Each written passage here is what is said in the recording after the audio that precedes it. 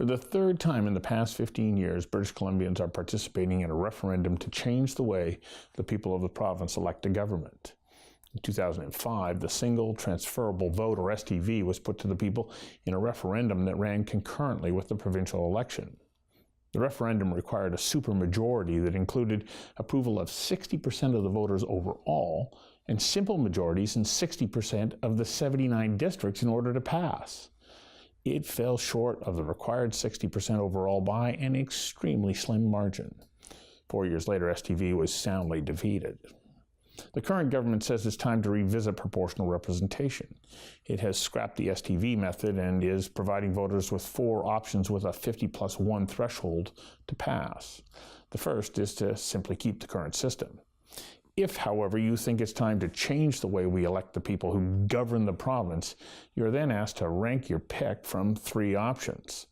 Bill Tieleman of the No BC Proportional Representation Society is adamant that the referendum proposal is a bad idea. He campaigned against it in 2005, in 2009, and he's once again warning voters against proportional representation. We invited Bill Tieleman to join us for a conversation that matters about the case for no when it comes to proportional representation. Conversations That Matter is a partner program for the Centre for Dialogue at Simon Fraser University. The production of this program is made possible thanks to the support of the following and viewers like you. Welcome on this very interesting topic, and it's very interesting having you, having been such a long time opponent to proportional representation. What is it about proportional representation that makes you go, no way? Well, partly it's because it's the third time in 13 years I have to fight it. So, I mean, we won it in 2005, we won it convincingly and overwhelmingly in 2009. Right. And yet here we are again in 2018 doing it once again. And so some people can't take no for an answer is the obvious piece of it. But do they not say that's because it's a system that is being accepted around the world and it brings positive results? Well, there's obviously people who are proponents of proportional representation, that's hard to say, who are zealots in some ways on this, and they keep pushing it back and back. But the reality is, lots of major countries use first past the post, our current system, the United Kingdom, India, the United States, Canada, other countries. A number of countries obviously use proportional representation in many different types. But the most common one is not on the ballot in the fall for this year, and that's proportional representation list. It's used in Holland and many other countries where you don't really have ridings at all. You pick the party, whatever the percentage is, that's the number of seats they get in the parliament. And so you don't have ridings, you don't have geographic locations, you don't have constituents, you don't have local accountability and responsibility. All of the things that you get in first past the post, which makes it a superior system in my view and in many people's view. Mm-hmm. But as you say, we don't have that version of proportional representation on the ballot anyway, so we don't need to worry about that. You know, you point out Great Britain, the United States, and there are some people who would say, well, first past the post there isn't producing results that we want right now. You take a look at the current president of the United States and also the Brexit issue. There was an awful lot of misrepresentation in those campaigns. Yeah. And we wind up with people who, in some ways, you could say are tyrannical. Well, 2 things. In the United States, they elect a president directly. We do not elect, or indirectly through electoral college, we don't elect our premiers or prime ministers directly. We elect individual parliamentarians, individual members of the Legislative Assembly. In each of the ridings, people decide who's the best candidate in our riding. The one who gets the most votes goes to Parliament or goes to the legislature, and the party or parties that have a majority then form the government. When we see things like Donald Trump, the people who are unhappy with Donald Trump loved Obama. So we can't have it both ways. If you think that the electoral system should simply produce the results that you personally, politically like, then you're in the wrong business. That's not the way it should work. You should have a political electoral system that produces good results, period. So if you want to be unhappy with the Donald Trumps of the world, you can't say, but Obama was an aberration and everything is bad. So that's important, I think. When you look at the UK, let's talk about the UK. In 2015, UKIP, the United Kingdom Independence Party, under Nigel Farage, kind of certifiable, they ran and they won 1 seat under first past the post out of 650 ridings. They could only convince 1 riding to convince them to give their member a ride to the parliament, but they got 12.6% of the vote. If it was proportional representation, they would have had 80 to 90 seats in the parliament. They would have played a major role in the government. There would have been a minority with the UKIP party would have been in charge. Fast forward to the next election, 2017, they got 1.5% of the vote and no seats. So under first past the post, extremists, whether they be far right, far left, religious, even regional, can not get the kind of grip that they have. Whereas we look at Austria, the Freedom Party has this, the third largest number of seats, formed by a former Nazi SS officer.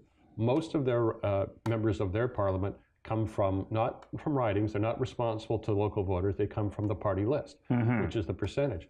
So that kind of a system, it doesn't create neo-Nazis or far right or far left extremists, but it enables them, it gives them validity, it gives them a platform. It lets other people say, oh, well, if these people who are extreme are in parliament, it must be okay. If we want to live in a democracy and we want people to participate, and if we tell them, no, if you don't get enough people behind your position, well, too bad, you're out, how does that encourage participatory democracy? Well, what we have is a system where you have to win a riding. You have to convince your neighbors, your community, the area where you live, that you are a reasonable person to represent them in our legislature in Victoria.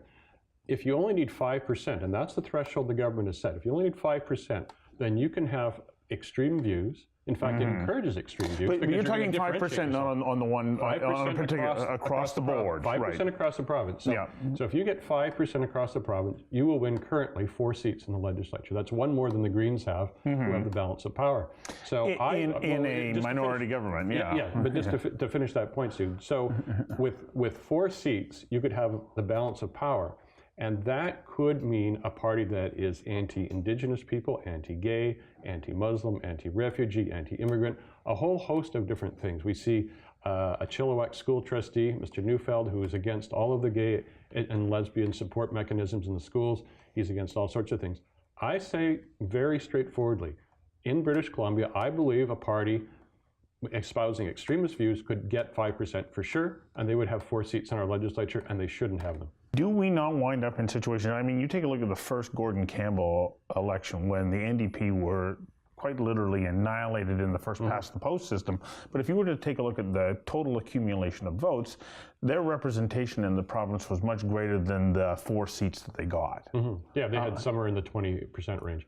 And do they not still represent a portion or a perspective that is valid because they bounce back by the next election? And so to say, nope, sorry, you only get 4 seats is not an accurate representation of what that that whole belief in ideological and political philosophy is. And then, but they get shut out. And we're hoping that Gordon Campbell is going to be magnanimous enough to say, well, I'm the premier of the entire province and I'll take all of these things into consideration. I think those days are done in politics. Well, here's the thing, and it comes back to the fundamental difference between my opponents who want proportional representation and myself and others who want first past the post. We want local accountable representation. And what happened in 2001 was the NDP had driven itself into a very deep hole. And riding after riding, people said, we don't want an NDP government anymore. We want the BC Liberals, as is their right. They had an overall majority. So even if we hadn't had first past the post, the Campbell government would have had a massive majority. But under proportional representation. Even under proportional. But that would probably be the only time you would have seen a majority government. So when we have well, couldn't you have said the same in 1990 when Mike Harcourt won his first government, when BC threw out the Socrates? He still would have wound up with a majority. No, he would not have, no. The NDP has won with 40, 39, 41.5%, 40.5% of the vote. They've actually lost elections with 45, 47% of the vote. But that's the point. It's about the ridings. It's about the local, accountable, responsible MLA to that community, and each community decides. And the fact that in one riding, let's say West Vancouver, Sea to Sky, maybe 80% vote BC Liberal, should that then influence the rest of the province? I mean, I would say no. I think what we have is reasonably equal ridings. Obviously, there's northern ridings that are smaller in population of voters because they're so far flung. But basically, we say we've got this representative system so that everybody has a voice in the legislature. And out of all of those, you take the majority of ridings decides the majority in the government, not the majority of votes. And so if we want to change that, there's a whole bunch of fundamental problems that will come out of it, one of which is Metro Vancouver will rule the province even more directly and more completely than it does right now. Okay, but that's based on population. Exactly. And that's what proportional representation is based on. It's based on what's the percentage of the population that votes this party, this party, this party, and then it roughly, almost exactly reflects that. Okay, well, one of the proposals that's being put forward is to have a rural-urban, division. One system for rural, another for urban, to try and give a little bit more of that balance and some sort of proportional representation to those rural ridings. Right. What are your thoughts on that? Well, first of all, it's one of two systems that has never been used anywhere in the world. Nowhere. So 2 out of the 3 models that the NDP government with Green support have put forward have never been tried anywhere. I don't like the idea of experiment. I don't like the idea of proportional representation, period, but to experiment with it as well seems to me the height of folly. That said, nobody knows what riding there would be in. You don't know what your riding would be under any of the 3 models proposed. I don't know. No one watching this could possibly know what riding they're going to be in or how many MLAs they would have in that riding.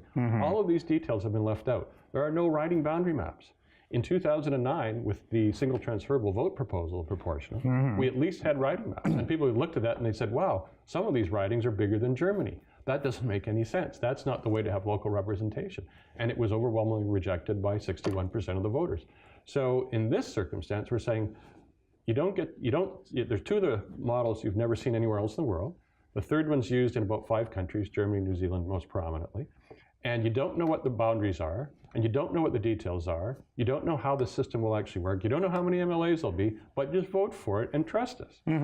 What could go wrong? Well, one of the things that I find interesting about this referendum versus the 2 previous ones under the Campbell administration is at least they put forward a plan and they said, this is it. Either you vote for it or you don't. Right now they're saying, do you like the current system?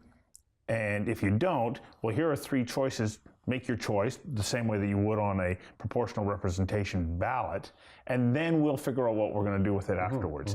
Does that cause you concern? Enormous concern. And first of all, it's an all-party committee, which they say it's an all-party committee, which means it's a Green NDP majority. NDP Green majority will decide. So that would obviously shut the Liberals out of it, and anybody else if there had been there, out of it, number one. Number 2, I'm not going to in any way encourage anybody to vote for any of those 3 options. We've in fact called on people to boycott them unless the government provides the details that we need to know of how the system would actually operate, open list, closed list. There's a lot of very complicated and confusing details in proportional representation. What the riding boundary maps are and how many MLAs there'll be.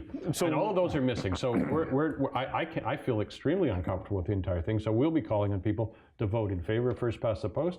And if you are in favor of first past the post, don't pick any of the 3. Well, you don't anyways. If you're in favor of first past, no, but you can. You can even vote still. I thought it was if you vote for first past the post, you go. That's it. See how confusing it is? No, you can vote in favor of first past the post, and then you can rank 1, 2, 3 the 3 options for proportional.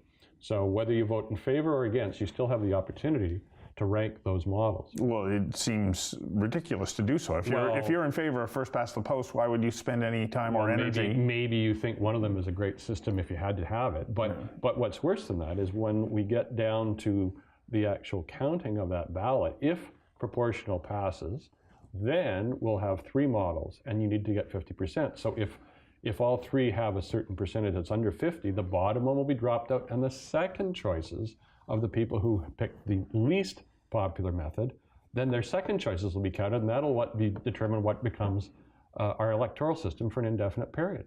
And again, with all those details, et cetera. So this is really, and then what does that mean? Well, let's say we have a 30 to 40% turnout, which is quite low, quite normal. It could be quite on a mail ballot, standalone ballot.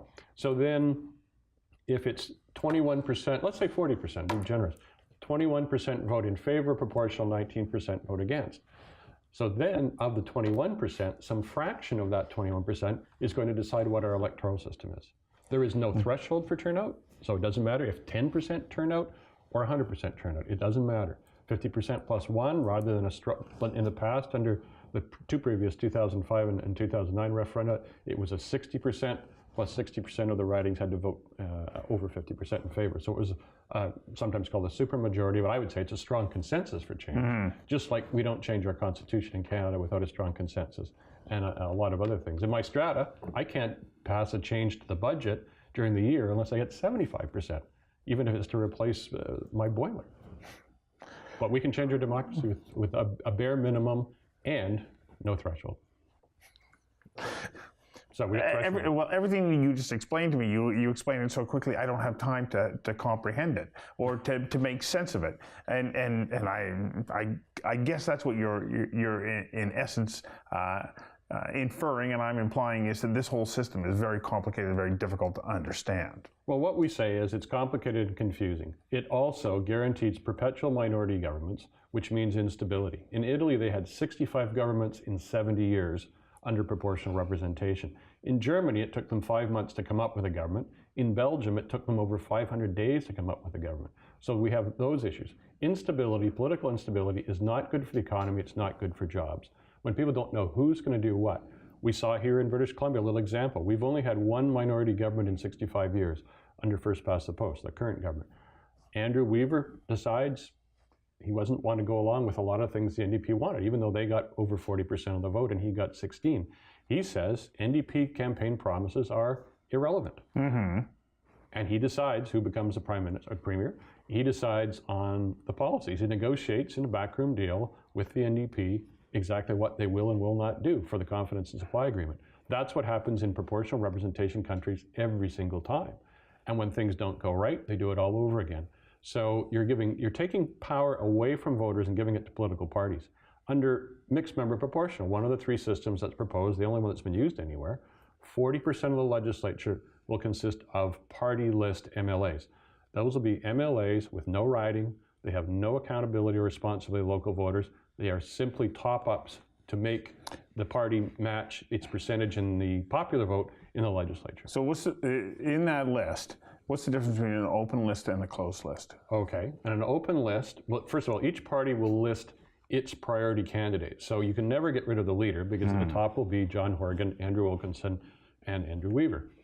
So even if they lose their seats, they'll be at the top of the list, PR list. So then they'll go into the legislature that way. But in whether it's regional or provincial, which hasn't been decided, the list, you can have a closed list where the party decides the order, and then the voter just votes for the party, and that's that. And what's your concern about that? Like, I have concerns about that. Well, I go, hang on a second, how do I even know who I'm voting for? Well, you could have a list. I mean, even if it's regional, you're going to have 10, 15, 20 people in each region. If it's provincial, you'll have up to 90 or more, because we'll probably increase the legislature to 95 MLAs. They can increase it by, it's 87 now, it could go up by 8. So that is, I mean, it's kind of like when you look at a city council vote in Vancouver, you can have 100 people running for city council or more. It's crazy. You can't research them all. And that's the same thing that would happen in a provincial election. So that's the closed list. The open list means you and I can look at this list. We decided to vote for whatever party. We can reorder it. We can take the leader, move the leader to the bottom, and move Joe Blow up to the top, and Jane Doe comes up here, and move them all around. That would presume that you actually knew who those people were, right, and you had strong feelings about the relative merits of each one of them and re-rank them. But we know from open list proportional countries, almost nobody does that. They just don't do it. Bill, you put yourself out here in a position where you got people who are going, I don't like you doing this because for one thing, you're supposed to be back in our party and we're backing this. Why is this so important to you? Because you have brought your own critics about you. You're not doing this without some personal cost to you. Yeah. Why is it so important to you that we stay with the first past the post system? Well, I haven't changed my position, number one. I looked at it in 2005 when the Citizens Assembly was looking at this, and I thought, oh my God, I went down there as a journalist and said, oh my God, these guys are actually going to do this. And and I thought this would be a crazy system. It was only used in Ireland and Malta, two tiny island nations. Nobody else picked it up. And I thought, this is nuts. And as I researched it more and more, I realized that the number of problems, the rise of extremism in Europe, particularly in the far right, but not exclusively to that, the instability, all of those problems, as I researched more, led me to believe that first past the post is the best system. It's stable, it's successful, and it's simple. I just explained in less than 20 seconds the entire system. And you can't do that with proportional representation in any way, shape, or form. You've got the Droop formula. You've got the weighted Gregory method. You've got all of these mathematical, genius formulations that take ordinary voters look at it, and this is not to insult the intelligence of a voter at all. I have a master's degree in political science, and I have a hard time grasping some of the concepts. They are that difficult. And the other side will say, oh, if you can rank ballots, you understand it. Well, that's not what it's about. You want to know how the system works. You want to know what riding you're going to be in. How are people going to be decided? How am I Emily going to be chosen? The second, I mean, for example, in dual member proportional, one of the other systems proposed, which doesn't exist anywhere, even the government's own report said choosing the second MLA in that riding will be very complicated. That doesn't give me confidence. Okay, but let's, you say you went down and took a look at it in 2005, but you stayed with this. There's a lot of people who fight campaigns and then move on. There's something about this that you believe is fundamentally important to the way that we're going to continue to govern in Canada. Why is it that it's so important to you? I think it's because it's local accountable representation, and that it's an easy system for everybody to understand, and it does work. And, as a New Democrat, I'm sorry that we didn't win for 16 years. But we could have won in 2005, we could have won in 2009, we should have won in 2013, and we did almost effectively win in 2017. If you look back over a period of time, the NDP has done, in the last 25, 30 years, they've done quite well. They haven't done as well as the Liberals, but if John Horgan continues on this, it'll be almost even by the end of this term. So you can't, but I find a lot of New Democrats say, oh, we hated Gordon Campbell and Christy Clark, so we have to change the system. That's not what it's about. You shouldn't be changing systems to get the result you want. You should only change systems if you think you've got something better. And proportional representation is worse than what we have. Thank you very much. Thank you.